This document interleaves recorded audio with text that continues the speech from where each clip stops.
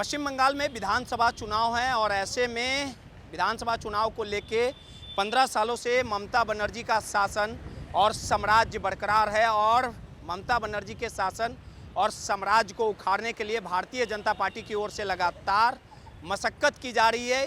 इस बार चुनावी मैदान में, चुनावी दंगल में ममता बनर्जी और नरेंद्र मोदी के साथ दो हाथ होगा। प्रथम चरण का मतदान समाप्त हो चुका है और दूसरे चरण के मतदान में लगातार जो सियासी लड़ाई है, सत्ता सुख की प्राप्ति को लेके लगातार मशक्कत किए जा रहे हैं। लेकिन भारतीय जनता पार्टी के मंसूबे कामयाब हो पाएंगे या फिर से चौथी टर्म ममता बनर्जी जीत के मंजिल तक पहुंच पाएगी, इसी की बानगी के लिए लगातार हम चुनावी यात्रा पर निकले थे और लगातार इस बार का जो विधानसभा का चुनाव है वो काफ़ी कड़ा होगा। और इस चुनावी मैदान में जहां ममता बनर्जी लगातार अपने विरोधियों पर निशाना साध रही है, लगातार ममता बनर्जी पूरी तरह से आक्रामक है और साफ तौर पे भारतीय जनता पार्टी पर यह आरोप लगा रही है कि भारतीय जनता पार्टी देश में नफरत फैलाती है, जाति धर्म की बात करती है।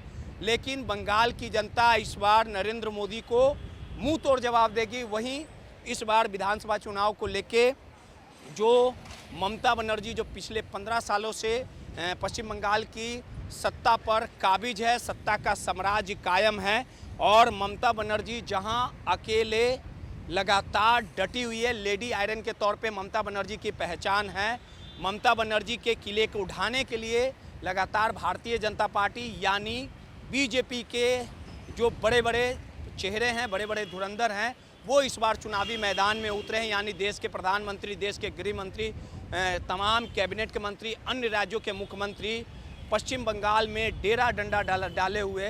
अब देखना दिलचस्प होगा कि एक अकेली ममता बनर्जी भारतीय जनता पार्टी की रास्ता रोक पाती है, भारतीय जनता पार्टी को धूल चटा पाती है, भारतीय जनता पार्टी चारों खाने चित हो जाती है, या भारतीय जनता पार्टी इस बार ममता बनर्जी के सफ़र को रोक देती है। ये देखना दिलचस्प होगा। सहयोगी राहुल के साथ रोहित, माईपीडीए समाचार, कोलकाता।